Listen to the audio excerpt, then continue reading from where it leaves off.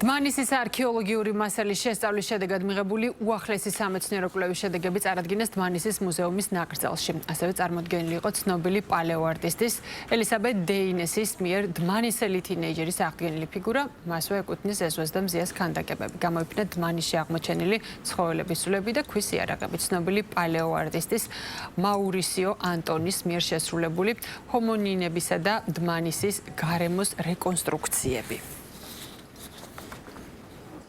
გარდა პირველი ნაპოვნი ზეზოადამზიას ნაშთებისა, ასევე აღმოჩნდა დამატებითი სხვა ადამიანის ნაშთები უკვე სხვა ტერიტორიაზე ამავე რაიონში, რაც ამტკიცებს იმას, რომ იმ პერიოდში საქართველოს ტერიტორიაზე დმანისის მიდამოებში იყო მჭიდროდ დასახლებული საცხოვრებლები. წარმოადგენთ უკანასკნელი ხნის ახალ აღმოჩენებს, რომლებმაც მიიღო დიდი საერთაშორისო აღიარება.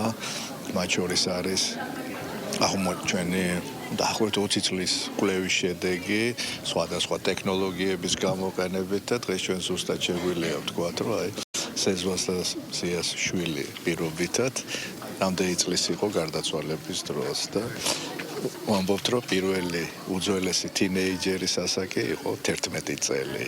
ამის გარდა სხვადასხვა დაავადებები იქნა შესწავლილი, ასევე შუა საუკუნეების კვლევები გაგრძელდა. გამოფენას წარმოდგენილი არის ზეზოს გარდაცვალების მიზეზი, სავარაუდო მიზეზი უფრო სწორად. ჩვენ ვფიქრობთ, რომ ზეზოა იყო ერთ-ერთი დიდი მტაცებლის მსხვერპლი, იმიტომ რომ დმანისში 2 მილიონი წლის წინ იყო ძალიან დატვირთული მტაცებლები, დიდი მტაცებლები ცხოვრობდნენ და რთული იყო გადარჩენა და ხშირად ალბათ ადამიანები, ადრეული ადამიანები მსხვერპლნით ხდებოდნენ მათი და ზეზოას ეს მიზეზი როგორ მივხვდით, რომ ემსხვერპლა არის თავის ქალაზე კეფის თვალზე აღმოჩენილი 2 ნახრეთი.